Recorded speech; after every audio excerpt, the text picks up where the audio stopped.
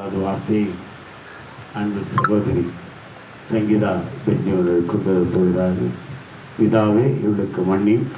அந்த வார்த்தைக்கு ஆதாரமாக வேதத்தின் ஒரு பகுதியை நம்முடைய அஜய் அவர்கள் வாசிப்பார். லூக்கா 23ஆம் அதிகாரம் 30-34 வரை அஜய் அவர்கள் இந்த திருவசனத்தை வாசிக்கும்படியாக அன்பாய் கேட்டுக்கொள்ளும்.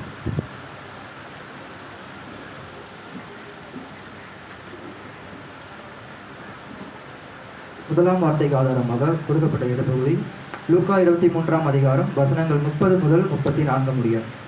லூக்கா 23ஆம் அதிகாரம் வசனங்கள் 30 முதல் 34 முடிய. பக்கம் புதிய ஏற்பாடு 171. அப்பொழுது மலைகளை நோக்கி எங்கள் மேல் விழுங்கள் என்றும், குன்றுகளை நோக்கி எங்களை மறைத்துக் கொள்ளுங்கள் என்றும் சொல்ல தொடங்குவார்கள். பச்சை மரத்துக்கு இவைகளை செய்தால் பட்ட மரத்துக்கு என்ன செய்ய மாட்டார்கள் என்றார். குற்றவாளிகளாகிய வேறு 2 பேரும் அவரோடு கூட கொலை செய்யப்படுவதற்கு கொண்டு போகப்பட்டார்கள். கபாலஸ்தலம் என்று சொல்லப்பட்ட இடத்தில் அவர்கள் சேர்ந்த பொழுது அங்கே அவரையும் அவருடைய வலது பக்கத்தில் ஒரு குற்றவாளியையும் அவருடைய இடது பக்கத்தில் ஒரு குற்றவாளியையும் சிறுவைகளில் அழைத்தார்கள். அப்பொழுது இயேசு, பிதாவே இவர்களுக்கு மன்னியும், தாங்கள் செய்கிறது என்னதென்று அறியாதிருக்கிறார்களே என்றார். அவருடைய வஸ்திரங்களை அவர்களுக்கு பங்கிட்டு சீட்டு போட்டார்கள். வாசிக்கும்படியே தெரிந்து கொள்ளப்பட்ட இடப்போது வாசித்தாயிற்று. கர்த்தர் வசனங்களை ஆஸ்வதிப்பார்கள். ஆமென்.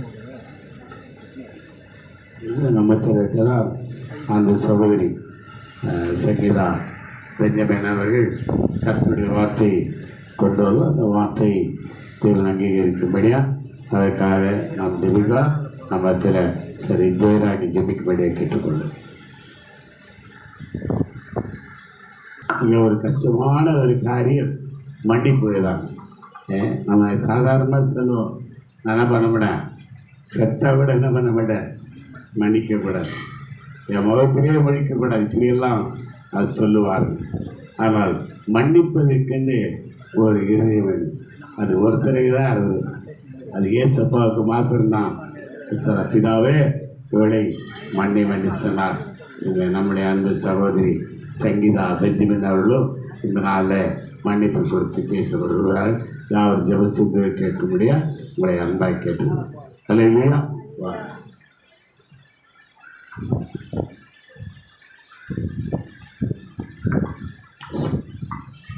அல்லேலூயா. கர்த்தர் நாமம் மகிமைப்படுவதாக. மூன்று வார்த்தையை கர்த்தர் கிருபையாக நான் பேச கிருபை செய்தால், இந்த முதலாவது வார்த்தை இந்த 4ஆம் முறையாக நான் பேசுகிறேன். இந்த வாய்ப்பளித்த போதனையாக்க நன்றி தெரிவித்துக்கிறேன். இயேசுவின் ரத்தத்தினால நம்மளை ஒன்று சேர்க்கப்பட்டு உங்களுக்கு நன்றிகளை தெரிவித்துக் கொள்கிறேன். முதலாவது வார்த்தை பார்த்திங்கன்னா, பிதாவே இவர்களை மன்னியும். இதில் பெரிய ரகசியம் இருக்குது. நான் இவ்வளோ நாளாக ஆராய்ச்சி பார்க்குறேன். நான் ஒவ்வொரு விஷயத்தையும் படிக்கும் போது நிறைய விஷயங்களை நானும் கற்றுக்கொண்டேன். இந்த 40 நாள் நம்மளும் பாஸ்டிங் இருந்திருப்போம். இந்த 40 நாள் மாத்திரம் இல்லை, நம்ம ஒவ்வொரு நாளும் இதே மாதிரி தான் இருக்கணும்னு கர்த்தர் விரும்புகிறார். சரி, நம்ம வேதத்துக்கு வாசித்துட்டு போவோம். பிதாவே இவர்களை மன்னியும். ஏன் பிதாவே இவர்களை மன்னியும் என்று சொல்கிறேன்னு பார்த்தீங்கன்னா, முதலாவது யாரெல்லாம் நம்ம மன்னிச்சிருக்கிறோம் அப்படின்னு நம்மளை சோதித்து அறிகிற பிள்ளைகளாக இந்த நாளில் நம்ம இருக்கணும். யாரையும் நம்ம நியாயத்திற்கு எந்த அதிகாரத்தையும் கர்த்தர் நம்ம இடத்துல கொடுக்கல. அவ்வளோ அதிகாரம் இருந்த தேவனே நம்ம செய்கிற ஒவ்வொரு தவறுகளையும் இது வரைக்கும் நம்மளுக்கு தண்டனை கொடுத்துருந்தா நம்ம இந்த இடத்துல உட்காந்துருப்போமா? எவ்வளோ நாள் நம்ம மனுஷ ரீதியாக நம்ம சொல்லிக்கலாம், 4 பேர்கிட்ட சொல்லலாம், நான் அதுவும் செய்யலை, நான் ஆண்டவர் பிள்ளை. ஆனால் நம்ம மனசாட்சிக்கு தெரியும் நம்ம எப்படி இருக்கிறோன்றது. ஸோ அதனால் நம்ம ஒவ்வொரு நாளும் சோதித்து அறிகிற பிள்ளைகளாக இருக்கணும். ஏன்னு பார்த்தீங்கன்னா, அந்த தருணத்தில் கூட தேவன் என்ன பண்ணுறாரு, பிதாவை பார்த்து இடத்துல விண்ணப்பம் பண்ணுறார், பிதாவே இவர்களை மன்னியும் என்று. சொல்ல முடியாத வழியில் சிலுவையில் சுமந்து ரத்தத்தோடு கூட கர்த்தர் சுமக்குன்றதை நம்ம பார்க்குறோம். அந்த நிலையில் கூட என்ன பண்ணுறாரு, பிதாவே இவர்களை மன்னியும் என்று ஜெபிக்கின்ற இந்த வேத வசனத்தில் நம்ம பார்க்குறோம். இன்றைக்கு நம்ம பார்க்க போன்ற இயேசு கிறிஸ்துவினால் கழுவப்பட்ட நீதிமான்களாக்கப்பட்டவர்கள் செய்கின்ற காரியம் என்னன்னு பார்த்தீங்கன்னா, யாரையாவது பாவம் செஞ்சுட்டா உடனே என்ன பண்ணுறோம், இவனை பார்த்து பாவி, உடனே இவனை ஒரு பட்டத்தை சொல்லி அவன் என்ன பண்ணுறோம், ஒதுக்குகிறத நம்ம பார்க்குறோம், வெறுக்கின்ற பார்க்குறோம். உடனே நம்ம என்ன பண்ணுறோம், அந்த இடத்துலேருந்து விலகி ஓடி போயிடும். அப்படிப்பட்ட மனுஷங்கிறத நம்ம பேசக்கூட மாட்டேன்றோம் இல்லையா? அதனால் அழகான ஒரு வசனத்தை கர்த்தர் கொடுத்துருக்கிறார் நம்மளுக்கு. மத்திய எழுதின 9, 10, 11, 12ஆம் அதிகாரத்தை எடுத்து வாசிக்கிறோம்.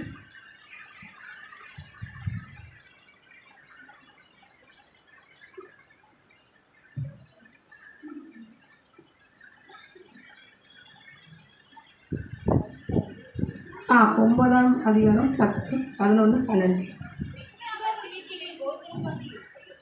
அநேக ஆயக்காரர் பாவிகளும் வந்து இயேசுவோடும் அவர் சீஷரோடும் கூட பங்கியிருந்தார்கள். பரிசேயரை கண்டு அவருடைய சீஷர்களை நோக்கி, இவர்கள் போனவர் ஆயக்காரரோடும் பாவிகளோடும் போதனை பண்ணுகிறது என்னவென்று கேட்டார்கள். இயேசு அதை கேட்டு, பிணியாளிகளுக்கு வைத்தியம் வேண்டியதே அல்லாமல் சுகமுள்ளவர்களுக்கு வேண்டியதில்லை. பணியை அல்ல இரக்கத்தையே விரும்புகிறேன் என்பதை கருத்து இன்னதென்று போய் கற்றுக்கொள்ளுங்கள். நீதிமான்களை அல்ல பாவிகளையே மனம் திரும்புவதற்கு அழைத்து வந்தேன் என்றார். என்ன சொல்கிறாங்க? இப்போ நீங்கள் நல்லா வாசித்து பார்த்தீங்கன்னா தெரியும். நல்லா தியானிங்க. என்ன சொல்கிறாரு? அந்த இடத்துல பரிசேயர் வராங்க, ஆயக்காரர்கள் வராங்க, சீஷர்கள் இருக்கிறாங்க.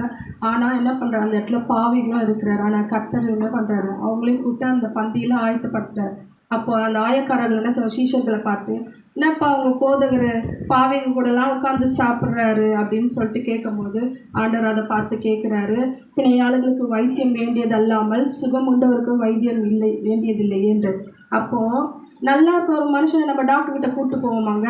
கூப்பிட்டு போனால் டாக்டர் என்னப்பா நல்லா இருக்கப்பா அந்த மனுஷனை கூப்பிட்டு வந்திருக்கிறியே அப்படின்னு சொல்லுவாங்க நல்ல டாக்டர். ஆனால் கெட்ட டாக்டர் என்ன சொல்வார்? ஒரு ட்ரீட்மெண்ட் எழுதி ஒரு அப்படியே வளைச்சிடுவார் ஒரு அமௌண்ட் நம்மக்கிட்ட இருந்து.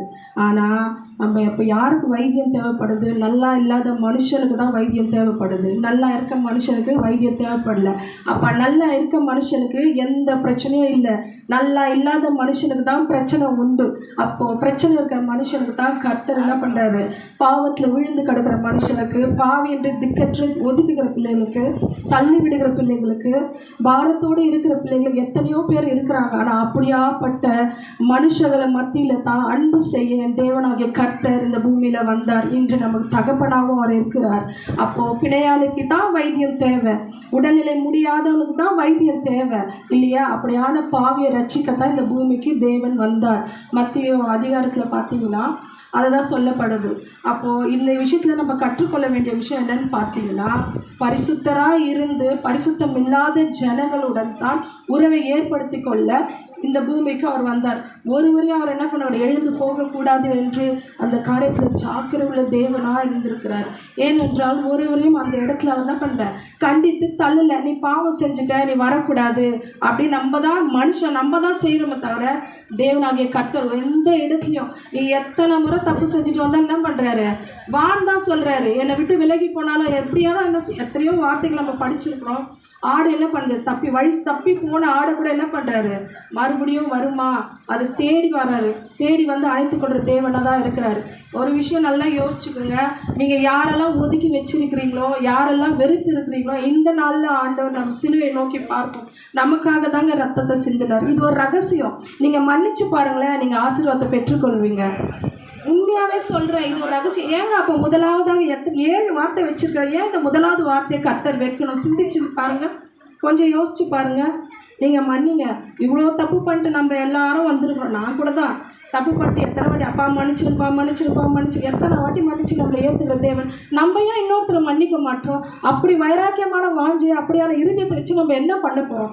எத்தனை ஆண்டு இந்த பூமியில் நம்ம வாழ போகிறோம் சொல்லுங்கள்? எத்தனை பேரை பகைச்சிட்டு எண்ணத்தை எடுத்துகிட்டு போகிறோம்? ஒன்றுமே இல்லை. அவன் தப்பே பண்ணியிருந்தாலும் பரவாயில்ல, நீங்கள் மன்னிங்க, எழுதி வச்சு. ஆண்டவர் சொல்கிறாரு, பேதுரு வந்து ஆண்டவர் இடத்துல கேட்குறாரு, அப்பா என் சகோதரன் குற்றம் செய்து விட்டால் நான் 7 தடவை மாத்திரம் அவனை மன்னிக்குவான்னு கேட்குறாரு. இல்லைப்பா 70 தடவை அவனை மன்னின்றார். அப்போ எழுதி வச்சுக்கோங்க, எழுதுங்க. எத்தனை பேரை நீங்கள் மன்னிச்சிங்கன்னு எழுதுங்க. எழுதிட்டே வாங்க. 70 வாட்டி நீங்கள் மன்னிச்சிட்டிங்களான்னு பாருங்கள், உங்களை சோதித்து பாருங்கள். அப்போ ஆண்டவர் சொன்ன வார்த்தையின்படியாக கண்டிப்பாக சொல்கிறேன், பெரிய ஆசீர்வாதத்தை பெற்றுக்கொள்வீங்களா? இது எதுக்காக இந்த வார்த்தையை எனக்கு போதகர் ஐயா கொடுத்தாருன்னு தெரியல. ஆனால் 3 நாளைக்கு முன்னாடியே எனக்கு வெளிப்பாடு வந்துச்சு. முதலாவது வார்த்தை நான் தான் பேச போகிறேன்னு சொல்லிட்டு அப்படியே யூடியூப்பில் பார்த்துட்டே இருக்கேன். பார்த்தா எனக்கு முதல் வார்த்தை வந்திருக்குது. இந்த வார்த்தை வந்ததோ இல்லையோங்க, உண்மையாகவே சொல்கிறேன், எல்லாருக்கிட்டையும் மன்னிப்பு கேட்டேங்க. காலில் விழுவாத குறையா. முதல்ல எங்கள் வீட்டுக்காரர்கிட்ட ரொம்ப மன்னிப்பு கேட்டு அழுதேன். உண்மையாக மன்னிப்புன்றது மனுஷ ரீதியாக நீங்கள் பார்க்குறேன் நான் மன்னிச்சிருன்னு சொல்கிறது இல்லை. மனதார நம்ம மன்னிக்கிறோமா? மனதார நம்ம என்ன பண்ணுறோம்? கர்த்தருக்காக நம் தேவன் நம்ம இடத்துல சொல்லியிருக்கிறார், நான் மனதார இவங்களை மன்னிக்கிறோம். அப்படியான காரியத்தை தான் கர்த்தர் என்ற உங்கள் இடத்துல நான் விருப்பப்படுறாரு.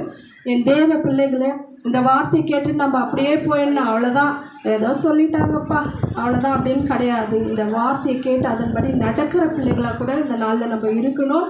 அப்படியான அந்த பாவிகளுக்காக கூட தான் பரலோகத்தில் இருக்கின்ற நம் தேவன் பிதாவிடத்தில் எப்பொழுதும் நமக்கு விண்ணப்பம் செய்கிறதா நம்ம பார்க்கணும்.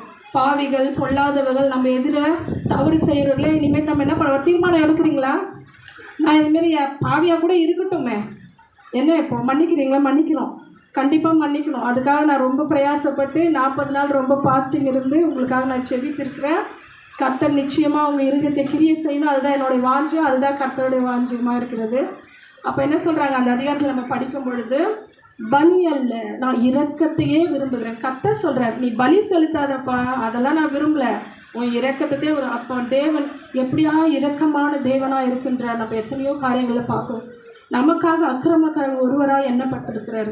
நமக்காக எவ்வளோ முள்முடி சூட்டப்பட்டார். எதுவுமே செய்யலையங்க அவர்.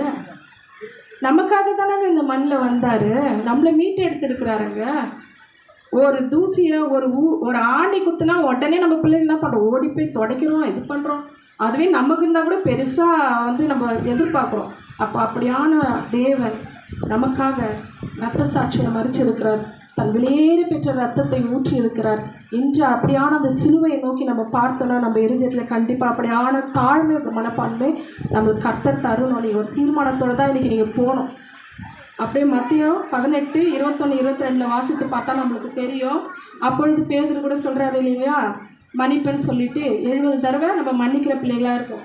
சிலுவையில் சொல்லப்பட்ட வார்த்தையின்படி மாற்றம் அல்ல, அதன்படி நடக்கிற பிள்ளைகளாக கூட நம்ம இருக்கிறோம். வேத வாசித்தின் பிரகாரம் கூட நம்ம என்ன பண்ணக்கூடாது. இன்னைக்கு காலையில் நான் எழுந்தேன், பைபிள் படித்தேன், சோத்திர பலி படித்தேன், ஃபாஸ்டிங் இருந்தேன், எல்லாம் ஓகே, இல்லைன்னு சொல்ல. அன்றைக்கி நாள் முழுவதும் மாற்றம் அல்ல. எல்லா நேரங்களிலும் எல்லா நிமிஷத்துலையும் நம்ம தேவனோட பிள்ளையாக இருக்கணும்னு கூட தான் நம்ம ஒரு தீர்மானத்தை இன்றைக்கி எடுத்துக்கணும். இன்றைக்கி அந்த வார்த்தையை நம்மளுக்கு அதுதான் கற்றுக் கொடுக்கிறது. அப்படியான அந்த தருணம், ஒரு என்ன சொல்கிறது, அந்த வலி வேதனைகளை நம்மளால் சொல்ல வார்த்தையே கிடையாது. அப்படியான அந்த ரத்தத்தோடு கூட அந்த வலியோடு கூட நிற்கும் பொழுது கூட அவர் என்ன பண்ணுறாரு, தம் ஜனங்களுக்காக, உங்களுக்காக, தன்னோட பிள்ளைகளுக்காக பிதாவினிடத்தில் விண்ணப்பம் செய்கிற தேவனாக கூட இந்த நாளில் கர்த்தர் நிற்கிறத நீங்கள் பாருங்கள். நான் பார்த்துட்டேன், நீங்கள் பார்ப்பீங்கன்னு நான் நினைக்கிறேன். அதே போல் தான் யார் மீதும் கசப்பு இருக்கக்கூடாது. இந்த நாளில் நீங்கள் ஒப்பு கொடுத்து சோம் பண்ணுங்க. அப்பா, நான் என் கசப்பெல்லாம் எடுத்து போட்டுறேன்ப்பா, நான் மன்னிப்பு கேட்குறேன்ப்பா அப்படின்னு நீங்கள் இருக்கணும். இந்த நாளில் அப்படியான இருதயத்தை கர்த்தர் மாற்ற கிருபை செய்யும்படியாக கூட நம்ம ஜெபிக்கலாம். இன்று சிலுவை தியானத்தில் கூட ஆண்டவர் என்ன சொல்கிறாரு, பிள்ளைகள் தன்னோட பிள்ளைகளுக்காக கூட இயேசுவின் கிறிஸ்துவின் குணம் நம்மளுக்கு வேணும், கண்டிப்பாக வேணும் தானே. அப்போ நம்மளை மாற்றிக்கணும் தானே. அப்போ அப்படியான குணத்தை நம்மளுக்கு வேணும்ன்ட்டு நீங்கள் ஜெபம் பண்ணுங்கள். ஏன்னா நம்மளுக்கு முதலாவது வார்த்தை என்னது, பிதாவே இவர்களை மன்னியும். ஏன்னா பிதா என்ன சொல்கிறாரு, இவர்கள் செய்கிறது என்னென்று தெரியாத செய்கிறாங்கப்பா. அப்போ இது வரைக்கும் கூட நீங்கள் கூட ஏதோ தெரியாததாக செஞ்சுருப்பீங்கன்னு நினைக்கிறேன் இல்லையா. அப்போ இந்த நாளில் நீங்கள் தெரியாத செஞ்சுட்டீங்கன்னு கர்த்தர் உங்களை மன்னிச்சுறாரு. இனிமேல் நீங்கள் என்ன பண்ண போகிறீங்க, தேவனோட பிள்ளையாய் தேவனோட ஒரு என்ன சொல்ற உறவை நீங்கள் என்ன பண்ண போகிறீங்க, ஏற்படுத்திக்க கொள்ள போகிறீங்க. அது மாத்திரம் இல்லை, மனுஷனுக்கு மனுஷ விரோதியே கிடையாதுங்க. முதலாவது ரகசியத்தை தெரிஞ்சுக்கோங்க.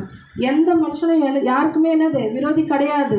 இது பிசாசு செய்கின்ற ஒரு காரியம். பிசாசு ஏவுகிறான், சரியா, அந்த சிந்தையை குலைச்சி போடுறான். அந்த பிசாசுக்கு இடம் கொடுக்காதபடியா என் தேவனாக பிள்ளைகள் நீங்கள் மன்னிக்கிற மனப்பான்மையை, தாழ்வு மனப்பான்மையை, யாரும் எனக்கு விரோதி கிடையாதுப்பா. இனிமேல் எத்தனை நாளாக யார் யார் அம்மா அப்பா கிட்ட பேசாத இருக்கிறீங்க, இன்றைக்கி தயவு செய்து ஒப்பு கொடுத்துருங்க. யாரெல்லாம் சகோதரிகிட்ட பேசாத இருக்கீங்க, தயவு செய்து நான் ஒப்பு கொடுத்துட்டேங்க, நான் மன்னிப்பு கேட்டேன். அதனால் நீங்களும் மன்னிப்பு கேட்பீங்க. தயவு செய்து மறந்துடுங்க. சின்ன பிள்ளைங்கள்லேருந்து பெரியவங்க வரைக்கும் எல்லாரையும் சொல்கிறேன், நான் சொல்ல கர்த்தர் சொல்கிறாரு இல்லையா. அப்போது நம்ம என்ன பண்ணோம், மன்னிக்கிற மனப்பான்மை. நீங்கள் மன்னிச்சிட்டிங்கன்னா ஆசீர்வதிக்கப்பட்டீங்க. அநேகர் கண்களாக கர்த்தவங்களை சாட்சியாக நிறுத்துவாருங்க. நானும் சாட்சி சொல்லுவேங்க. அதை தான் நான் எதிர்பார்க்குறேன், சரிங்களா. முதலாவது என்ன பண்ணோம், அதுக்கு நம்மளை என்ன பண்ணோம், நம்ம தகுதிப்படுத்திக்கணும். கர்த்தர்கிட்ட ஒப்பு கொடுக்கணும். முதலாவது ஒப்புருவாங்க. அப்பா இது வரைக்கும் நான் இல்லை, நீங்கள் இப்போ யோசிக்கிறீங்கன்னு நினைக்கிறேன். யாரும் எனக்கு தெரியும் வெளிப்படுத்துகிறார் ஆண்டவர். நான் எத்தனையோ வாட்டி மன்னிச்சிட்டேன், அவன் செஞ்சது தான் தப்பு அப்படின்னு. பரவாயில்ல, மன்னிச்சு தான் பாருங்களேன், உங்களுக்கு ஆசீர்வாதத்தை கர்த்தர் இன்னைக்கு கொடுக்குறாருன்னு நினைக்கிறேன். அவன் செஞ்ச தவறாக கூட இருக்கட்டும், நீங்கள் மன்னிச்சிருங்க. நீங்கள் மன்னிச்சு அவர் ஏற்றுக்கலைனாலும் பரவாயில்ல, கர்த்தர் அதற்கான ஆசீர்வாதத்தை, அவங்களுக்கு ஒரு ஆசீர்வாதத்தை உங்களுக்கு கொடுக்க போகிறாரு, அவ்வளோதான். ஆனால் நீங்கள் கண்டிப்பாக மன்னிப்பீங்கன்று நான் ஜெபித்த ஜெபம் கண்டிப்பாக எனக்கு தெரியும். அதனால மனதார மன்னிச்சிடுங்க. திருப்பியும் சொல்கிறேன், மனதார மன்னிச்சிடுங்க. இந்த இடத்துல மன்னிச்சுட்டு வீட்டில் போயிட்டு திருப்பி 2 நாள் கழிச்சு, நான்லாம் அவனை மன்னிக்கல, ஏதோ பேசினாங்க அந்த சிஸ்டரு, அதுக்காக தான் நான் மன்னித்தேன் அப்படிலாம் சொல்லக்கூடாது, சரிங்களா? நம்ம ஒப்பு கொடுத்து நம்ம ஜெபம் பண்ணோம், சரிங்களா? அப்போது ஆண்டவரிடத்துல ஜெபம் பண்ணுங்க. அப்பா, உங்களை போல குணம் எனக்கு வேணும்ப்பா, உங்களை போல எனக்கு குணம் அதிசயம் எனக்கு வேணும்ப்பா, உங்களை போல நான் மாறணும்ப்பா, உங்களை போல எனக்கு அந்த இருதயத்தை கொடுங்கப்பா அப்படின்னு ஒவ்வொரு பிள்ளைங்களும் நீங்கள் என்ன பண்ணணும்? செபிக்கணும். மன்னிக்கிற மனப்பான்மை எனக்கு கொடுங்கப்பான்னு கேளுங்க. அப்பா, உங்களை போல எனக்கு தாழ்வு மனப்பான்மை எனக்கு கொடுக்கணும். எவ்வளோங்க நமக்காக அக்கிரமக்காரர் ஒருவரை என்ன பட்டாருங்க, காரி மூஞ்சி மேலே தூன்னு துப்புனாங்க. அவங்க மூஞ்சியில் யாராவது துப்புனாங்களா? இல்லை. ஆனால் அப்படி துப்பி கூட எதற்காக ஆண்டவர் சகித்தார் இந்த நாளில்? தியானிங்க, யோசிங்க. நமக்காக, உங்களுக்காக, எனக்காக தாங்க தேவன் சகித்தார். அப்போ நம்மளால ஏன் சகிக்க முடியல? அப்படியான சகிப்புத்தன்மை இந்த நாளில் நீங்கள் என்ன பண்ணணும்? கேட்கணும்.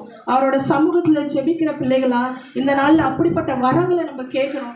அப்படிப்பட்ட பொறுமையை நம்ம பெற்றுக்கொள்ளணும். அப்படிப்பட்ட சகிப்பான தன்மையை நம்ம கொடுக்கணும். இந்த வேத வசனத்தை இந்த வார்த்தையின் படியாக நீங்கள் சாட்சியாக நிற்கணும்ன்ட்டு நீங்கள் வேண்டிக் கொள்ளுங்க. நீங்கள் செபித்துட்டு ஜெயம் எடுக்கிற பிள்ளைகளாக கூட இருக்கணும் கூட இந்த நாளில் நான் தியானிக்கிறேன்.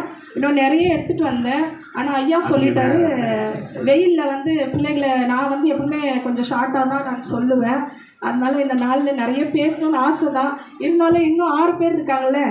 அதனால் இந்த வார்த்தையின்படியாக என் அன்பு தேவ ஜனங்களே, ஒரு பொழுது நீங்கள் எனக்கு வேண்டிக்கிறீங்களா இல்லையான்னு தெரியல, ஒரு நாள் கூட நான் உங்களுக்காக வேண்டாத நாட்கள் அல்ல. ஒரு நாளை என் கால் படியை தாண்டது கிடையாது. என் சபை விசுவாசிகள், என் தேவன், என் இயேசுவின் ரத்தத்தால் நம்ம ஒன்று சேர்க்கப்பட்டு இருக்கிறோம். நம்ம பரலோகத்துக்கு போகணும். ஆண்டவர் அதை தான் விரும்புகிறாரு. என் ஜனத்தை நான் பரலோகத்துக்கு கொண்டு போகணும்னு நான் போராடுறாரு. சத்ரு இடத்துல, பிதாவின் இடத்துல பரிந்து பேசுகிறார். நம்ம செய்கிற தவறுகளை ஒவ்வொன்றும் அவர் பிதாவின் இடத்துல என்ன பண்ணுறாரு? பரிந்து பேசுகிறார். மன்னிங்கப்பா பிதாவே, இவர்களை மன்னியும், இவர்கள் செய்வது என்னவென்று தெரியலன்னு சொல்கிறாரு. அப்போ இந்த நாளில் என்ன பண்ணோம்? கர்த்தர் நமக்காக ஒருத்தர் என்ன பண்ணுறார்? நடுவில் வழக்காடி கொண்டு இருக்கிறார். அதுக்கேற்ற பாத்திரமான நம்ம இருக்கணும் இல்லைங்க, இல்லையா?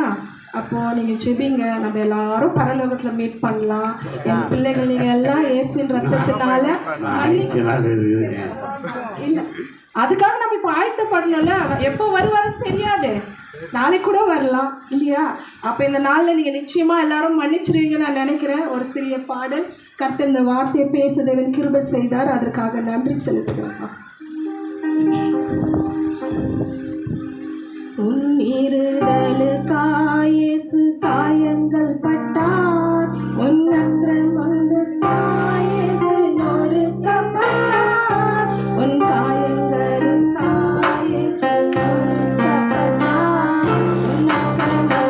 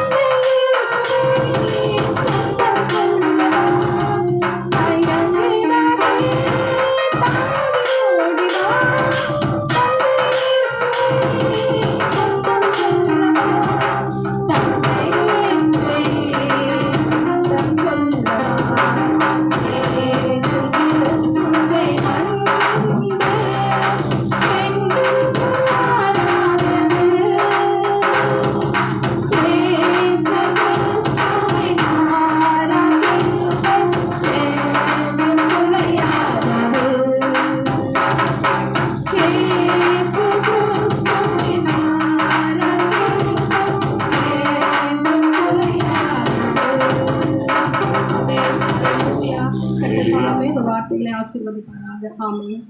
அல்லேலூயா. எல்லா கரங்களை தட்டுறோம். இந்த ஆண்டு கொஞ்சம் இம்ப்ரூவ்மெண்ட் ஆகிட்டேன். இன்னும் கையில் விட வரமாட்டேங்குது சீக்கிரம். அல்லேலூயா. கர்த்தர் நல்லவர். அவருக்கு நல்ல ஒரு வார்த்தையை கொடுத்தால் தேவனுக்கு பல நன்றி கிடைத்தது. இப்போது நம்முடைய சகோதர வாணி வந்து ஒரு பாடலை பாடுவார்.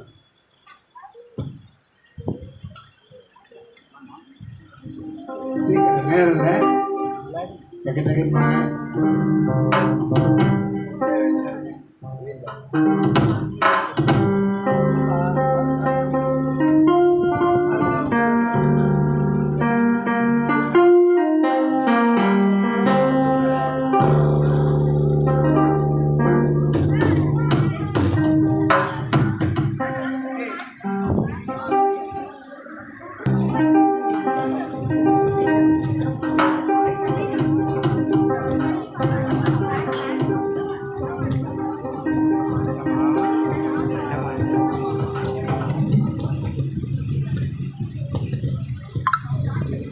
கல்வாரி அன்பை எண்ணிடும் வேலை கண்கள் கலங்கிடுதே. கர்த்தாவும் பாடுகள் எப்போதும் நினைத்தால் நெஞ்சம் நெகிழ்ந்திடுதே. கல்வாரி அன்பை எண்ணிடும் வேலை கண்கள் கலங்கிடுதே. கர்த்தாவும் பாடுகள் எப்போதும் நினைத்தால் நெஞ்சம் நெகிழ்ந்திடுதே. எத்தேமனே பூங்காவினில் கதறி அழும் ஓசை. எத்தேமனே பூங்காவினில் கதறி அழும் ஓசை. எத்திசையும் தொடர்கின்றதே. எங்கள் மனம் திகைக்கின்றதே. கண்கள் கலங்கிடுதே. கண்கள் கலங்கிடுதே. கல்வாரி அன்பை எண்ணிடும் வேளை கண்கள் கலங்கிடுதே. கர்த்தாவும் பாடுகள் எப்போதும் நினைத்தால் நெஞ்சம் நெகிழ்ந்திடுதே.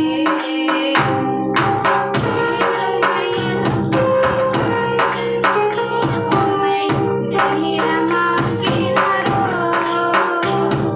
சிலுவையில் வாட்டி வதைத்தனரோ. உம்மை தைரியமாக்கினாரோ. அப்போதும் அவர்கள் வேண்டினீரோ. அன்போடு அவர்களை கண்டீரன்றோ. அப்பாவும் அன்பு பெரிதே. அப்பாவும் அன்பு பெரிதே. கல்வாரி அன்பை எண்ணிடும் வேளை கண்கள் கலங்கிடுதே. கர்த்தாவும் பாடுகள் எப்போதும் நினைத்தால் நெஞ்சம் நெகிழ்ந்திடுதே. எம்மையும் உம்மை போல் மாற்றிடவே உம் ஜீவன் தந்தீரன்றோ. எம்மையும் உம்மை போல் மாற்றிடவே உம் ஜீவன் தந்தீரன்றோ. எங்களை கரமட்டம் தாழ்த்துகிறோம். தந்துவிட்டோம் உம்மின் கரங்களிலே. ஏற்று என்றும் நடத்தும்.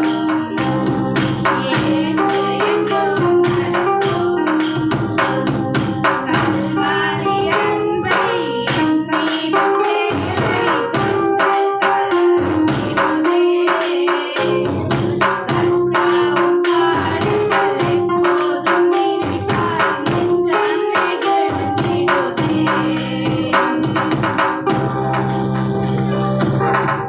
ஒரு நல்ல ஒரு பாடலை பாடினால் பிள்ளைகளை மீடவாய் கரங்களை தட்டி நன்றிகளை எடுப்போம். கர்த்தர் விதமாக பிள்ளைகளை பயிற்சிக்கிற தேவன் பாராட்டு நல்ல கிருபைக்காக நன்றி. இப்பொழுது கூட நான் சகோதரி அவர்கள் நான் சிரமஸ் அவர்கள் நீ என்னுடனே கூட பரதேசி இருப்பாய் என்று அட்ஜஸ்ட் பண்ண வருகிறார்கள். அதற்கு வேறு ஆதாரமாக லூக்கா 23 39 வரை ஒரு பாபு அவர்கள் முன்பாக வந்து வாசிப்பதே அன்பாய் கேட்டுக்கொள்வது. லூக்கா சுவிசேஷம் 23 39 43 வருஷங்கள் வரை நான் வாசிக்கிறேன்.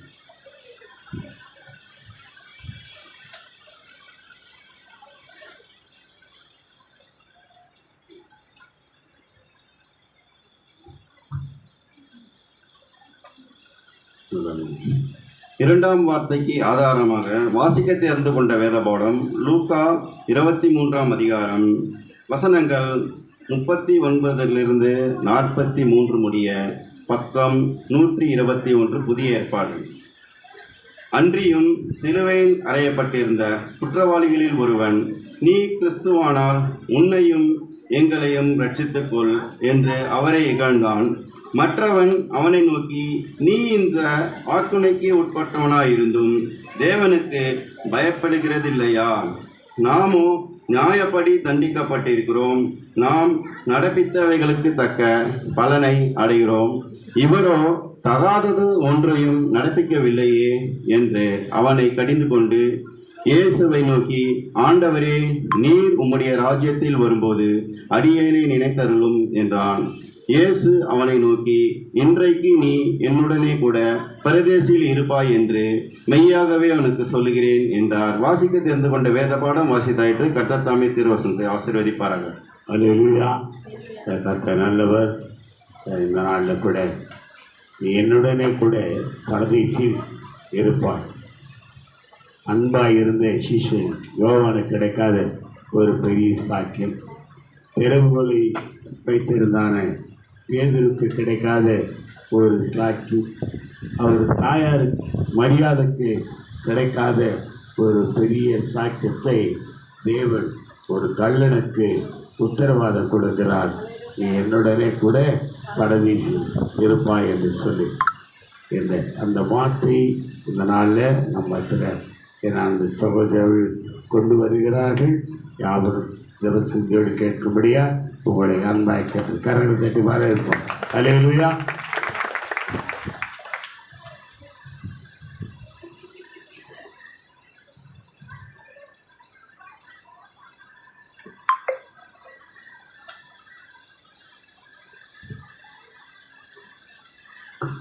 கர்த்தருக்கு ஸ்தோத்திரம்.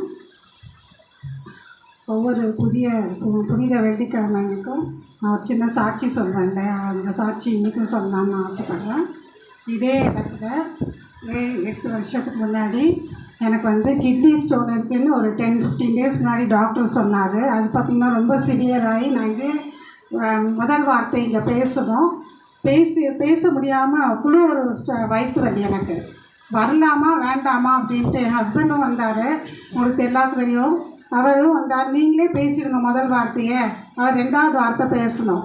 ஸோ அவர் 2வது நீங்களே முதல் வார்த்தை பேசுங்க, நான் வரல, உங்களுக்கு தடையாக இருக்கக்கூடாது, மற்றவர்களுக்கும் அங்கே தடையாக இருக்கக்கூடாதுன்னு சொல்லிட்டு இது பண்ணேன். பட் அவர் சொன்னார், கர்த்தர் நமக்கு பலப்படுத்துவார், நீ வா அப்படின்னு சொன்னார்.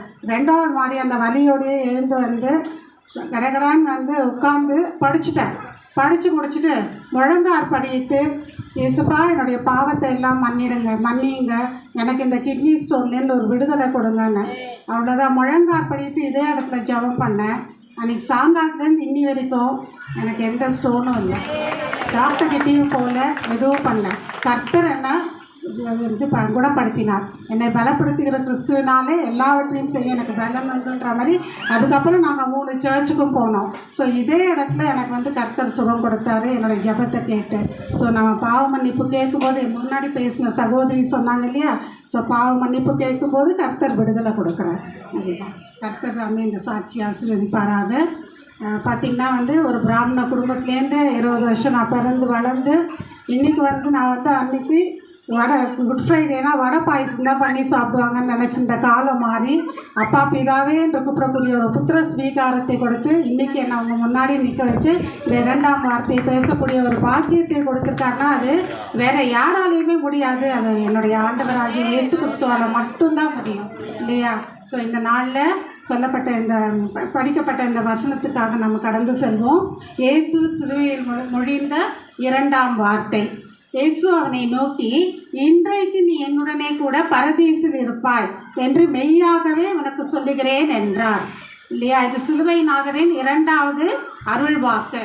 இந்த சிலுவையை சுமந்தவர்கள் பார்த்திங்கன்னா 4 பேர். 2 கள்வர்களும் இயேசுவை மட்டும்தான் நம்ம நினச்சிருந்தோம். இல்லை, 4வது ஆளும் ஒருத்தர் இருந்தார். அது யாருன்னு பார்த்திங்கன்னா சிரேனே ஊரானாகிய சீமோன். ஸோ 4 பேர் சிலுவையை சுமந்தார்கள்.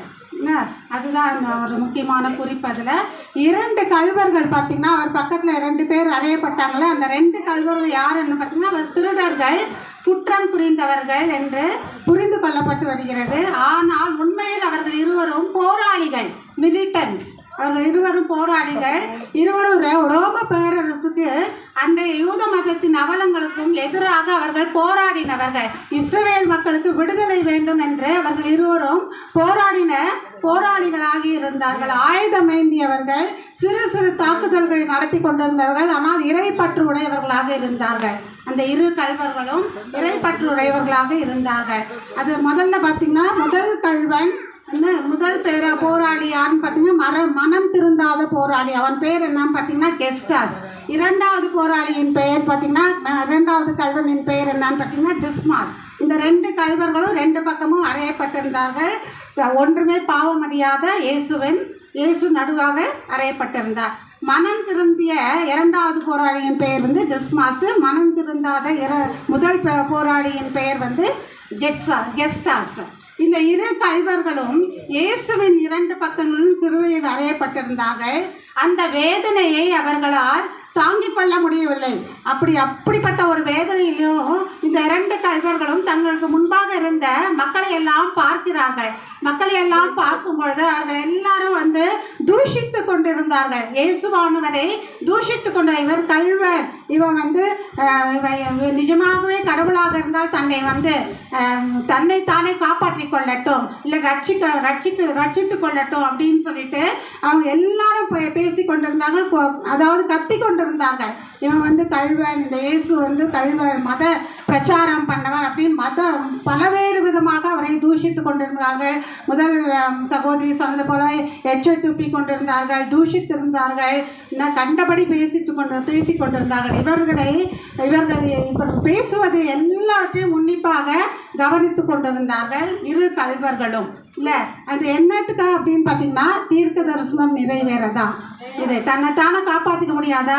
ராஜாதி ராஜா, உலகத்தை சிருஷ்டித்தவர், உலகத்தை படைத்தவர், அவர் நம்மளை வந்து விடுவிக்க, இந்த 2 கள்வர்களையும் விடுவிக்க முடியும், பேசுகிற மக்களின் வாயையும் அடைக்க முடியும். ஏன் அப்படி பண்ணலைன்னா தீர்க்க தரிசனம் நிறைவேறதா அந்த காரியம் நிறைவேறது. மார்க் 15:28 யாராவது எடுத்தவங்க படிங்க. மார்க் 15:28.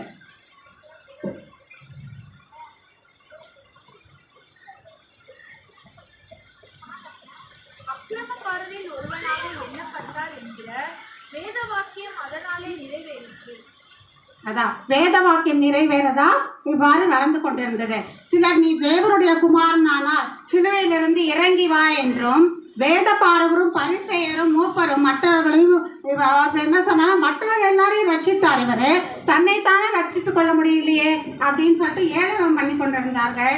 அப்புறம் இவர் இஸ்ரவேலின் ராஜாவாக இருந்தார், இவரே வந்து இறங்கி வந்து நம்ம தூஷிக்கிறோம் இல்லையா, நம்ம எல்லாரையும் வந்து காப்பாற்றட்டும் அப்படின்னு சொல்றாரு. தன்னைத்தானே இப்படி இறங்கி வந்து இவர் வந்து எல்லாரையும் நம்ம காப்பாற்றினா நாம என்ன பண்ணலாம், இவரை ஏற்றுக்கொள்ளலாம் அப்படின்னு இந்த வேத பாரகரும் பரிசேயரும் மூப்பர்களும் இவர்கள் சொல்லி கொண்டிருந்தார்கள். நீதான் ராஜாதி ராஜாவா இருந்தா, நீதான் இயேசு கிறிஸ்துவாக இருந்தா, நீதான் உலகத்தை படைத்தவராக இருந்தா, நீ இறங்கி வந்து உன்னை நீயே ரட்சித்துக்கொள், இந்த சிலுவை பாடுகள்லாம் விட்டு இறங்கி வாங்க, வந்து எங்களுக்கு காட்டினீங்கன்னா நாங்கள் உங்களை ஏற்றுக்கிறோம் அப்படின்னு சொல்லி அவங்க தூஷித்து கொண்டிருந்தார்கள். இவன் தேவனால் தெரிந்து கொள்ளப்பட்ட கிறிஸ்துவானால் தன்னைத்தானே ரட்சித்துக் கொள்ளட்டும் என்று கூறினார்கள். இப்படி இந்த 2 கள்வர்களும் அனைவரும் பேசுவதை உற்று கவனித்துக் கொண்டிருந்தார்கள். அதில் முதல் கள்வன் என்ன பண்ண, ரொம்ப கவனமாக கேட்டான்.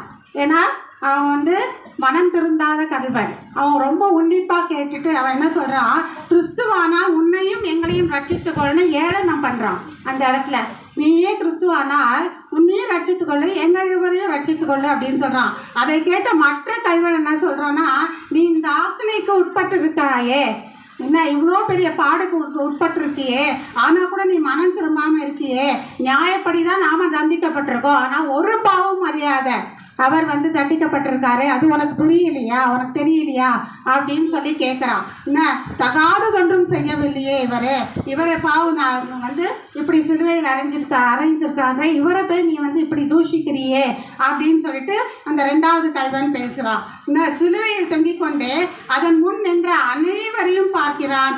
அவன் வேத பாரகரும் மூப்பரும் மற்றும் பரிசேயர்கள் எல்லாரையும் பார்க்கிறான். 2வது கல்வன் பார்க்கும்போது அவருடைய தாயார் மற்றும் யோவான் மற்றும் அவரை புகழ்ந்த மூப்பர்கள் அனைவரும், கொஞ்சம் பேர் அவருக்குன்னு இருப்பாங்க இல்லையா, அவரை விரும்பி அவரிடம் சாட்சி பெற்றவர்கள், அற்புதங்கள் பெற்றவர்கள், அவர்கள் கொஞ்சம் பேர் கூடியிருந்தாங்க. நிறைய பேர் அவரை விட்டு போயிட்டாங்க.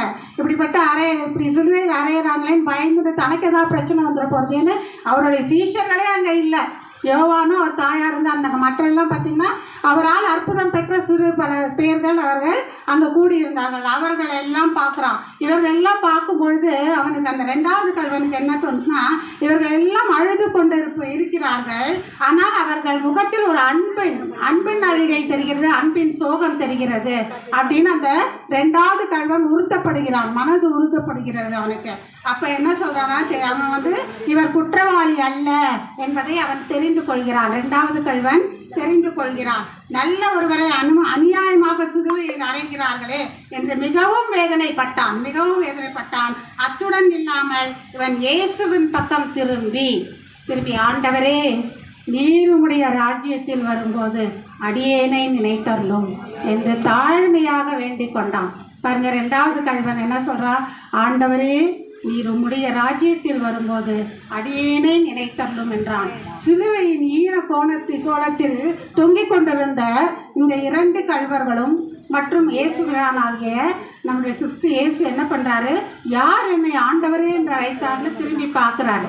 திரும்பி பார்க்கும்பொழுது அவர் கண்டிப்பாக அவருடைய உள்ளம் மகிழ்ந்திருக்கும். அட்லீஸ்ட் ஒருத்தராவது என்ன இந்த சிலுவையில் தொங்கிக் கொண்டிருக்கும்போது மற்ற கல்லன் தான் தூஷிக்கிறான், ஒருத்தர் வந்து நான் ஆண்டவரேன்னு கூப்பிட்டானேன்னு அந்த பாடுகளுக்கு நடுவுலையும் அவர் மனசு கண்டிப்பாக சந்தோஷப்பட்டிருக்கோம் இல்லையா?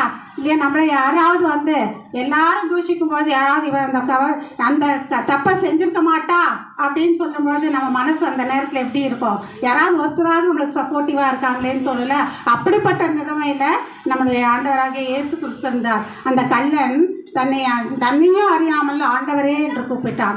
ஸோ அவன் கூப்பிட்டுட்டு அவருடைய சிந்தையில் ஓடியது என்னவாக இருக்கும்னா, இந்த கல்லன் நமக்கு சீடனும் இல்லை, இவன் சீடனும் இல்லை, தன்னுடைய அற்புதங்களையும் அடையாளங்களும் கண்டவனும் அல்ல, ஞானஸ்நானம் பெற்றவனும் இல்லை, தன்னை பற்றி ஒன்றுமே தெரியாது, பரிசுத்த ஆவியின் வல்லமையும் அவனுக்கு கிடையாது. ஆனால் இவனுக்கு பாரு, இவன் வந்து என்னை ஆண்டவரேன்னு கூப்பிட்டான் அப்படின்னு சொல்லிட்டு. ஸோ அவன் உணர்த்தப்பட்டிருக்கான், கடவுளால் உணர்த்தப்பட்டிருக்கான் இல்லையா? நான் இவர் ஒன்றுமே பாவம் செய்யாதவர், உன்னோட கூட இவரும் பாடுபட்டு கொண்டு இருக்கார் அப்படின்னு உணர்த்தப்பட்டதுனால ஆண்டவரேன்னு ஸ்பான்டேனியஸாக அவனுக்கு வந்துடுச்சு. வந்தவொடனே அவருக்கு அதான் தோணித்து, அவருடைய சிந்தனை, இயேசு கிறிஸ்துவானுடைய சிந்தனையில் என்ன தோணித்துனா, இவன் ஒரு பாவம் அறியாதவன் தான் கண்டிப்பாக, இவனுக்கு வந்து இவன் ரட்சிக்கப்பட்டவனும் கிடையாது, ஞானஸ்நானம் பெற்றவன் கிடையாது, இவன் என்னுடைய அற்புதங்கள் அடையாளம் ஒன்றும் கண்டது கூட கிடையாது, ஆனால் இவன் என்ன ஆண்டவனை கூப்பிட்டா அப்படின்னும், அப்படி இருந்தும் அவன் அவருடைய ராஜ்யத்தை அறிக்கை செய்து அதில் தனக்கு ஒரு இடம் வேண்டும் என்று அவன் கேட்டது நிமித்தம் அவனுடைய விசுவாசம் ஆபிரகாமின் விசுவாசத்தை விட மிஞ்சினது. ஏன்னா ஆபிரகாமாவது பார்த்துருக்காரு, தன்னுடைய மகனை தனக்காக பலியிட வேண்டும் சொல்லச்சே எல்லாத்தையும் எடுத்துட்டு போறாரு. அங்கே வந்து ஆண்டவருடைய மகிமை புரிந்தது, ஆட்டுக்குட்டியை அவருக்கு காண்பித்தார். அப்படிப்பட்ட நிகழ்வு கூட இந்த கல்லனுக்கு ஒன்றும் ஏற்பட்டில்லை இல்லையா? ஆனால் அதனால இங்கே நாம என்ன சொல்லலாம் அப்படின்னா, ஆபிரகாமுடைய விசுவாசத்தை விட இந்த கல்லனின் விசுவாசம் பெரிதாக எனக்கு படுறது. ஆக்சுவலாக பார்த்தீங்கன்னா அந்த 2 சிலுவைக்குள்ள நடுவில் ஒரு கள்ளன் தூஷிக்கிறான், ஒரு கள்ளன் மனம் திரும்புகிறான். மனம் திரும்புவது எப்படின்னா, அவனுடைய விசுவாசம் அவனை ரட்சித்தது அந்த இடத்துல இல்லையா? ஸோ இந்த விசுவாசம் எப்படின்னா, ஆபிரகாம், மோசே, யாக்கோபு இவங்கள் இருந்த விசுவாசத்தை விட இந்த கள்ளனுடைய விசுவாசம் எனக்கு பெரிதாகப்படுகிறது.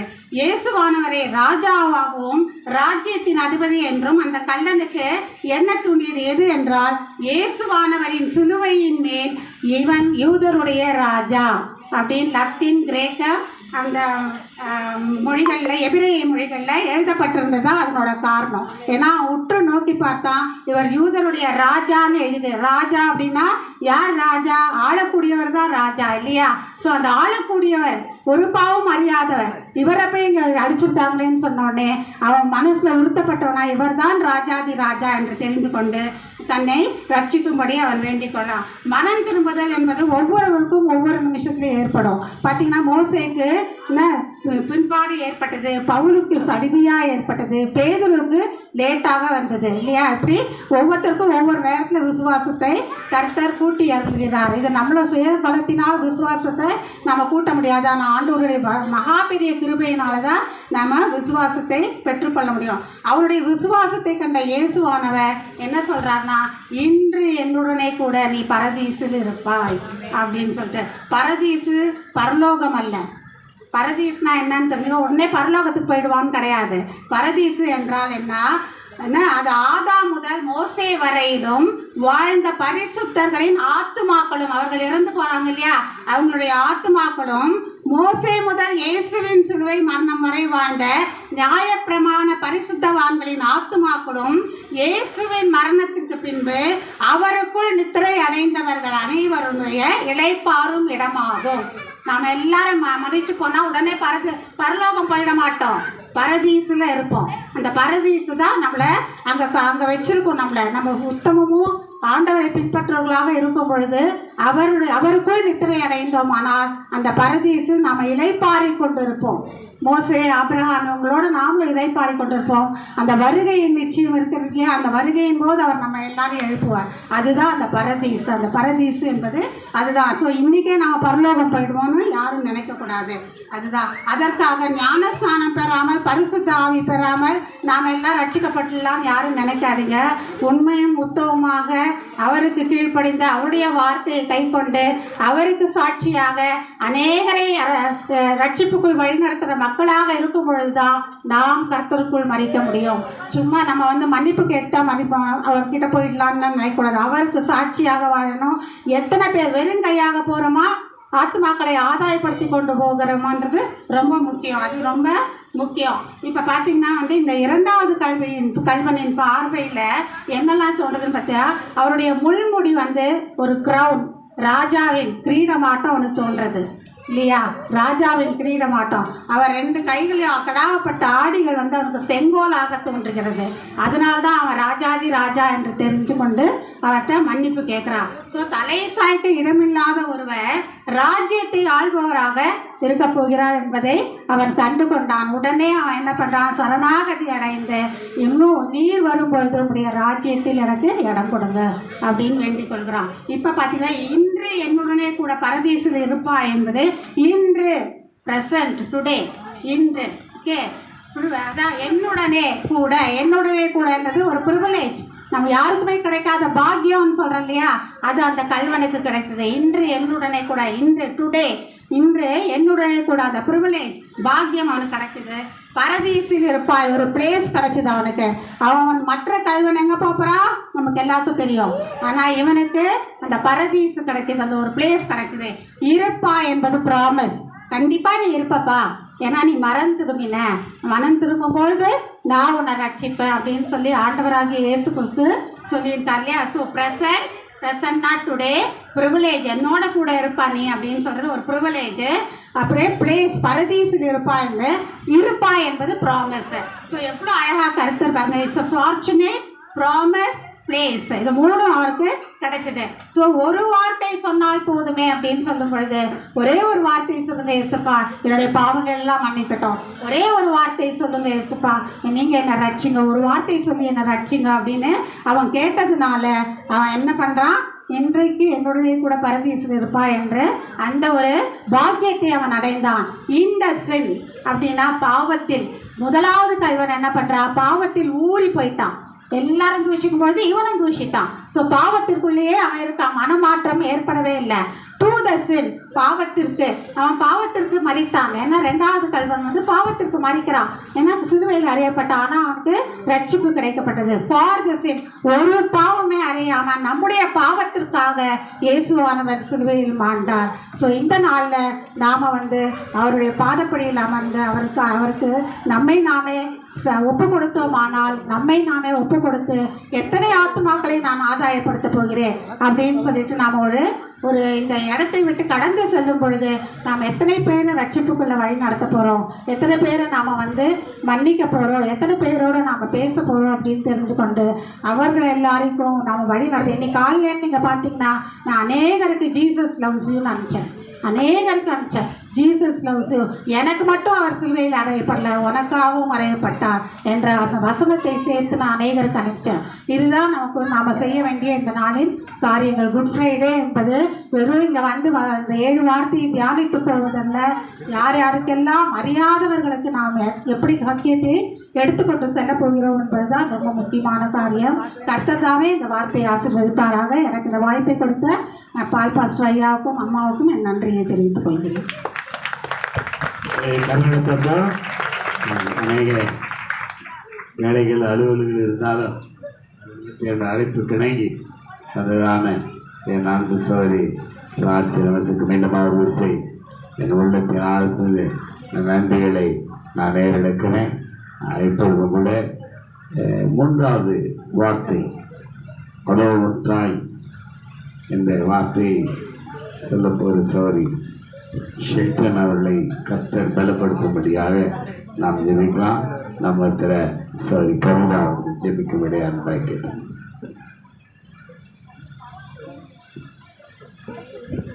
சோத்திரிக்கிறோம் தகப்பனே. ஆண்டவரே ஹல்லேலூயா. கொடுக்கப்பட்ட ஆண்டவரே அப்பா அப்பா கொடான கூடி ஸ்தோத்திரம் தகப்பனே. நீ நல்லவர், வல்லவர், கிருபையுள்ளவர் ஆண்டவரப்பா. அனாதி ஸ்நேகத்தால் எங்களை எடுத்துக்கொண்ட எங்கள் தேவாதி தேவனே அப்பா கொடான கூடி பேர் தாயை நேசிக்கிறாங்களோ இல்லையோ, நான் ஒவ்வொரு ஆண்டும் ஒரு முதியோர் இல்லத்தில் போய் நான் ஆகாரம் கொடுப்பது வழக்கம். இங்கே இருக்க ஒரு சிலருக்கு தெரியும் அது. அப்போது அங்கே அவங்க சாப்பாட்டுக்கெல்லாம் ஏங்கலை. ஏன்னா சாப்பாடு யாருக்காவது பிறந்த நாள் எந்த நாள் தான் சாப்பாடு கிடைக்க போகுது. ஆனால் என்ன அவங்க ஏக்குன்னு கேட்டால், என் பிள்ளைய நான் வந்து பார்க்கலையே, என் உறவினரை வந்து பார்க்கலையே, அந்த ஒரு ஜோக்கம் தான் அவர்களுக்குள்ளே இருக்குது. கடந்த புதன்கிழமை கூட நாங்கள் ரோட்டு ஓரங்கள் இருக்கிறதானே முதியோர்களுக்கு ஆகாரம் கொடுத்தோம், வயதானவர்கள் கொடுத்தோம். அவங்க ஏக்கத்தோடு பார்க்குறாங்க. நான் எங்கே பார்ப்பது 10 நகரமாக போய் பார்த்து கொடுத்தோம், நானும் மகளுமாய் சொந்த போய் கொடுத்தோம். அப்போ அவங்க கண்களில் சாப்பாடு பிரச்சனை, ஏன்னா நான் கொடுக்க இன்னொருத்தர் கொடுக்க ஆயத்தமாக இருக்கிறாங்க.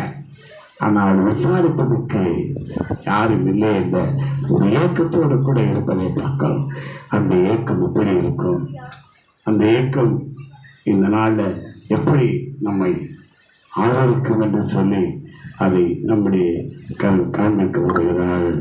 அந்த ஷெல்டன் அதற்கு ஆதாரமாக ஒரு பகுதியை நம்ம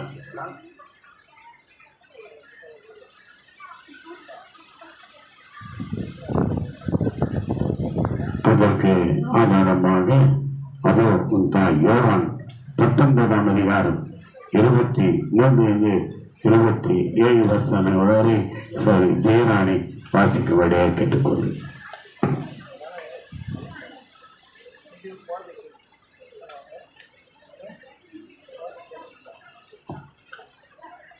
மூன்றாம் வார்த்தைக்கு ஆதாரமான வசனங்கள் யோவான் 19ஆம் அதிகாரம் வசனங்கள் 23 27 முடியும். போர் சேவகர் இயேசுவை சிலுவையில் அறைந்த பின்பு அவருடைய வஸ்திரங்களை எடுத்து ஒவ்வொரு சேவகனுக்கும் ஒவ்வொரு பங்காக 4 பங்காக்கினார்கள். அங்கேயும் எடுத்தார்கள். அந்த அங்கி தையல் இல்லாமல் மேலே தொடங்கி முழுவதும் நெய்யப்பட்டதாக இருந்தது.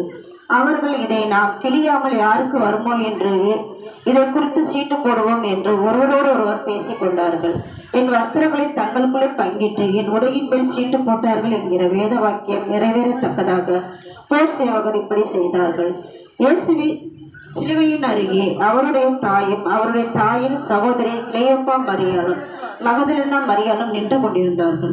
அப்பொழுது இயேசு தம்முடைய தாயையும் அருகே நின்ற தமக்கு அன்பாய் இருந்த சீசனையும் கண்டு தம்முடைய தாயை நோக்கி, ஸ்திரீயே, அதோ உன் மகன் என்றார். பின்பு அந்த சீசனை நோக்கி, அதோ உன் தாய் என்றார். அந்நேரம் முதல் அந்த சீசன் அவளை தன்னிடமாய் ஏற்றுக்கொண்டார். வாசிப்படியாவே இந்த வார்த்தை கர்த்தர் இதை ஆசீர்வதிப்பாராக. ஆமாம். மூன்றாவது வார்த்தையை எடுக்கிறது அவர் கேட்கின்ற அன்பை கேட்டது. கிறிஸ்து நாமத்துக்கு மகிமை உண்டாவதாக. இயேசு கிறிஸ்துவின் நாமத்தில் சபை போதகர்களுக்கும் சபை மக்களுக்கும் என் உள்ளத்தின் ஆழத்திலிருந்து வாழ்த்துதல்களையும் நன்றிகளையும் ஏறெடுக்கிறேன். இதோ இன்னைக்கு கூட நம்ம சகோதரிகள் பேசிய 2 வார்த்தை. முதலாவது வார்த்தை மன்னிப்பு, 2வது வார்த்தை நீ இன்று என்னோடு பரதீசில் இருப்ப என்ற வார்த்தையை பேசுகிறாங்க. முதல் வார்த்தை உலக மக்கள் அனைவருக்கும் கொடுக்கப்பட்ட ஒரு பொதுவான வார்த்தை. மன்னிப்புன்றது கடவுள் நம்ம எந்த நேரத்தில் மனம் திரும்பணும்னு நினைக்கிறோமோ அப்போ நம்ம எல்லாருக்கும் கூட கொடுக்க எப்போதுமே தயாராக இருக்காரு. 2வது வார்த்தை இனி என்னோடு கூட பரதீசில் இருப்பாய் அப்படின்ற வார்த்தையை பேசுகிறாரு. இந்த வார்த்தை கடைசி நேரத்தில் கூட அந்த மரண தருவாயில் அந்த சிலுவையில் இருந்த அந்த கல்லர் மனம் திருந்தணும் அப்படின்னு நினச்சப்ப கடவுள் அவருக்காக கொடுத்த வார்த்தை ரட்சிப்பு. வசனம் இருக்குது, தன் பாவங்களை மறைக்கிறவன் வாழ்வடைய மாட்டான், அவற்றை அறிக்கை செய்து விட்டு விடுகிறனோ தேவனிடத்தில் இரக்கம் பெறுவான். அதற்கு சான்றா இந்த வார்த்தை இருக்கு. இதோ இன்னைக்கு நம்ம பார்க்க போகிற 3வது வார்த்தை, அதோ உன் தாய், அதோ உன் மகன். இந்த வார்த்தை யாரிடம் யாருக்காக சொன்னாங்கன்னா நம்மளோட இயேசு கிறிஸ்து அவங்களோட தாயை பார்த்து அதோ உன் மகன் யோவான் கிட்டையும், யோவானை பார்த்து அதோ உன் தாய் அப்படின்னு சொல்கிறாரு. இதோ யார் அந்த மரியாள்? நம்ம எல்லாருக்கும் தெரிஞ்ச காரியம். மரியாள் என்றவங்க ஒரு பாவம் இல்லாத ஒரு ஸ்திரீ, பரிசுத்தமான ஒரு ஸ்திரீ, யோசேப்புக்காக நியமிக்கப்பட்டிருக்கிற ஒரு பெண். அவங்களுக்கு என்கேஜ்மெண்ட் ஆயிருக்கு, இன்னும் கொஞ்ச நாளில் அவங்களோட திருமணம் நடக்க போகுது. அந்த சூழ்நிலையில் ஒரு தூதர் அவங்க முன்னாடி தோன்றி என்ன சொல்கிறாரு, ஸ்திரீயே நீ கர்ப்பவதியாக போகிற, நீ ஒரு குமாரனை பெற போகிற அப்படின்னு சொல்லுவாங்க. நம்ம திடீர்னு ஒரு கல்யாணம் ஆகாத ஒரு இந்த சூழ்நிலையில் இந்த மாதிரி ஒரு தூதர் தோன்றி சொன்னால் நம்மளோட மனநிலை எப்படி இருக்கும்? அது எப்படி நான் கர்ப்பம் தரிக்க முடியும், நான் இன்னும் புருஷனை அறியலையே அப்படின்னு சொல்லி நமக்கெல்லாம் ஒரு கேள்விக்குறியாக இருக்கும். ஆனால் அந்த இடத்துல அந்த ஸ்ரீ தன்னை தாழ்த்தி தேவ சித்தத்திற்காக ஒப்பு கொடுக்குறாங்க. ஏன்னா அவங்க முழு மனசோட அவங்க புத்தி உள்ள ஸ்ரீயாக இருக்காங்க, தெளிந்த முடிவுகளை எடுக்கக்கூடியவளாக இருக்காங்க, சமயோஜித புத்தியுடைய ஒரு ஸ்ரீயாக இருக்காங்க. சமயோஜித புத்தின்றது ராஜாக்களுக்கு உள்ள குவாலிட்டி. அவங்க எந்த நேரத்தில் எந்த முடிவை எடுக்கணும் அப்படின்னு சொல்லிட்டு அவங்க யோசிக்கிற தன்மை வாழ்ந்து காணப்பட்டாங்க. அப்போ என்ன செய்கிறாங்க, இந்த விஷயத்த தன் கணவர்கிட்ட எப்படி சொல்கிறதுன்னு யோசிச்சுட்டு இருக்கும்போது அநேகர் சொல்கிறாங்க இதை அந்த கணவருக்கும் ஒரு தேவதூதர் தோன்றி தான் தரிசித்து சொன்னாருன்னு. ஆனால் இல்லை, அவங்கக்கிட்ட முதல்ல சொன்னது அவங்களோட மரியாள் தான். தான் கட்டிக்க போகிற கணவர் யோசிப்பை அழைத்து இந்த மாதிரி தேவதூதர் தோன்றின காரியத்தையும் தான் கர்ப்பம் தரிக்க போகிறதா சொன்ன விஷயம் எல்லாத்தையும் தெளிவாக சொல்ல வேண்டியதை மட்டும் சொல்கிறாங்க. இன்றைக்கி நம்ம அநேக பெண்கள் இங்கே காணப்படுறோம். நம்மளோட வாய் இந்த மாதிரி பேசுதா? சொல்ல வேண்டிய காரியத்தை மாத்திரம் நம்ம பேசுகிறோமா? எப்போ பார்த்தாலும் லொடலொடன்னு தேவையில்லாத விஷயங்களை நிறைய பேசுகிறவங்க லேடிஸுன்னு காமனாகவே எல்லாரும் சொல்லுவாங்க, பா நிறைய பேசுகிறாங்கப்பா. ஆனால் அவங்க ரொம்ப புத்தி உள்ள ஸ்ரீயாக இருந்ததால் தன் கணவன் கிட்ட சொல்ல வேண்டிய காரியத்தை மட்டும் சொன்னாங்க. யோசேப்புக்கு என்ன செய்யுதுன்னு தெரில, 50-50 இருந்தது. இப்படி சொல்கிறாங்களே, நம்ம ஒருவேளை இந்த மகளை ஏற்றுக்கிட்டா ஊர் நம்மளை ஏதாவது பேசுமோ, என்ன செய்யலாம், பேசாமல் ரகசியமாக இவங்களை நம்ம தள்ளிடலாமா, வேண்டாம் கல்யாணத்தை ஸ்டாப் பண்ணிடலாமா அப்படின்னு சொல்லி யோசிக்கும் போது அப்போ தான் ஒரு தேவதூதன் அவர் முன்னாடி தரிசித்து அவருக்கு சொல்கிறாரு, நீ நினைக்கிற மாதிரி மரியாள் பாவம் பண்ணலை, அவள் பரிசுத்தமான ஸ்திரீ, அவளோட வயிற்றில் வருவது ஒரு பரிசுத்தமான குழந்தை, உலகத்தை ரட்சிக்க போகிற ரட்சகர் அப்படின்ற காரியங்களை யோசிப்புக்கு வெளிப்படுத்துறாரு. அந்த நிமிஷம் முதல் அவரை மரியாளை ஏற்றுக்கொள்கிறாரு. அதுக்கப்புறம் அவருக்கு டவுட்டே கிடையாது மரியாள் மேலே. அவங்கள நேசிக்க ஆரம்பிக்கிறாரு. அந்த 1 வருஷம் கல்யாணம் ஆகிற அந்த 1 வருஷம் குழந்தை பிறக்கிற வரைக்கும் அவங்க சேராமல் இருக்காங்க. ஏன்னா அவங்களோட கருவில் இருக்கிறது பரிசுத்தமான ஒரு குழந்தை இல்லையா, அதனால அவங்க சேராமல் இருக்காங்க.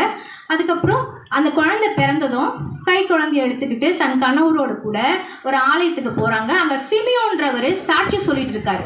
சிமியோன்றவர் தீர்க்க தரிசனம் சொல்லிட்டு இருக்காரு எல்லாருக்கும். நமக்கும் ஆசையாக இருக்கும்ல, யாராவது தீர்க்க தரிசனம் சொன்னால் நம்மளும் நின்று ஜெபிச்சு எனக்கு என்ன சொல்லுங்கள், ரொம்ப போராட்டமாக இருக்குது, ரொம்ப பிரச்சனையாக இருக்குது, ரொம்ப பலவீனமாக இருக்குது, அப்படியெல்லாம் காரியங்களை நாமும் சொல்வது உண்டு. ஸோ இவங்களும் ஆசையாக போகிறாங்க. அப்போ அந்த சிமியோன் சொல்கிறாரு, உன்னோட இருதயத்தை ஒரு பட்டயம் உருவி போகும் அப்படின்ற வார்த்தை சொல்கிறாரு. பட்டயம்னா என்ன? டெய்லி சமைக்கிற நமக்கு தெரியும், யூஸ் பண்ணுறவங்களுக்கு தெரியும். பட்டயம்னா என்ன? ஒரு ஷார்ப்பான ஒரு கத்தி, அந்த மாதிரி ஒரு பெரிய வாள். அது உன்னோட இருதயத்தை உருவி போகும் அப்படின்னு சொல்கிறாங்க. சொல்லிட்டு அதுக்கப்புறம் சொல்கிறாரு, உலகத்தை ரட்சிக்க வந்த ரட்சகரை நீ பெற்றெடுத்திருக்க, பாவிகளை நேசிக்கிற ஒரு பிதாவை நீ பெற்றெடுத்துக்கிற. ஆனாலும் இவரோட மரணம் யாருமே சகிக்க முடியாத அளவுக்கு பாட அனுபவிக்கப்பட்டு, அடிக்கப்பட்டு, துன்புறுத்தப்பட்டு, உதாசீனப்படுத்தப்பட்டு அவர் மறிக்கிற தருணம் ரொம்ப மோசமாக இருக்கும். அதை நீ உன் கண் காணப்போகுது அப்படின்னு அந்த ஸ்ரீ கிட்ட சொல்கிறாரு. நீங்கள் சொல்லுங்கள், ஒருவேளை யாராச்சும் உனக்கு பிரச்சனை வரப்போகுது, உனக்கு இந்த மாதிரி வீட்டில் ஒரு தப்பு நடக்க போகுதுன்னு சொன்னால் நம்ம மனசு எப்படி இருக்கும்? அப்போது அந்த தாயும் தகப்பனும் என்ன பண்ணுறாங்க? தன்னோட குழந்தையை எடுத்துகிட்டு போயிடுறாங்க. கடவுள் உலகத்தில் 33 வருஷ காலமாக மட்டும்தான் வாழ்ந்தார். அதில் 30வது வயசில் தான் அவர் ஞானஸ்தானம் பெறுறாரு. அடுத்த 3 வருஷம் அவர் ஊழியம் செய்கிறாரு. இந்த மொத்தம் 33 வருஷத்துலே தன்னோட பெற்றோரிடம் வெறும் 3 முறை தான் பேசியிருக்காரு. குறிப்பாக மரியாள் கிட்ட 3 முறை தான் பேசியிருக்காரு. வசனம் லூக்கா 2:49. யாராவது வாசிக்கிறீங்களா?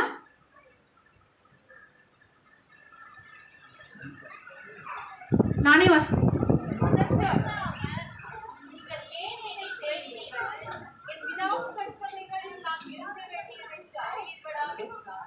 அப்போ அவங்க ஒரு 12 வயசு இருக்கும் இயேசுக்கு. அப்போ அவங்க அப்பா அம்மா எல்லாரும் சர்ச்சுக்கு கூட்டிகிட்டு போகிறாங்க. திடீர்னு பார்த்தா அவரை காணோம். எங்கே போனாங்கன்னு சொல்லி தேடிட்டே வராங்க. நீங்களா இருந்தால் உங்கள் குழந்தை என்ன பண்ணுவீங்க? பிடிச்சி பட்டுன்னு அடிப்பீங்களா? நீங்கள் ஒரு இடத்துல சொன்னால் நீ நிற்க மாட்டியா? சொல்கிற பேச்சு கேட்க மாட்டேன், இனி உனக்கு எங்கேயும் வெளியே கூப்பிட்டு வர மாட்டேன் அப்படின்னு சொல்லுவோம். மரியாள் என்ன பண்ணுறாங்க? அவர்கிட்ட போய் நீங்கள் எங்கே இருந்தீங்க, உங்கள் எல்லா இடத்துலையும் நான் தேடிட்டு வந்தேன்னு சொல்லும் போது அவர் சொல்கிறாரு, நீங்கள் என்னை தேடினீர்கள், என் பிதாவுக்கு அடுத்தவைகளில் நான் இருக்க வேண்டியது என்று நீங்கள் அறியீர்களா அப்படின்னு கேட்குறாரு. நான் இங்கே வந்த நோக்கமே வேற, நான் வந்த இதுவே வேற, தாட்டே வேற, ஆனால் நீங்கள் எதுக்கு என்னை தேடுறீங்க அப்படின்ற மாதிரி பேசுறாரு. இன்னொரு இடத்துல யோவான் 2ஆம் அதிகாரம் 4ஆம் வசனத்தில் பேசுறாரு. இது நம்ம எல்லாருக்கும்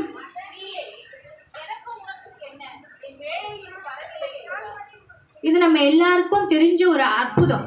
அதாவது இயேசு கிறிஸ்து கானா ஊர்ல செஞ்ச அற்புதம். அந்த கல்யாணத்துல திராட்சை ரசம் குறைவுபட்ட போது இந்த மாதா என்ன பண்றாங்க, மரியாள் என்ன பண்றாங்க, தன்னோட வேலைக்காரர்களோட போய் இயேசு கிறிஸ்துக்கு இதை தெரிவிக்கிறாங்க. அதாவது பந்தியில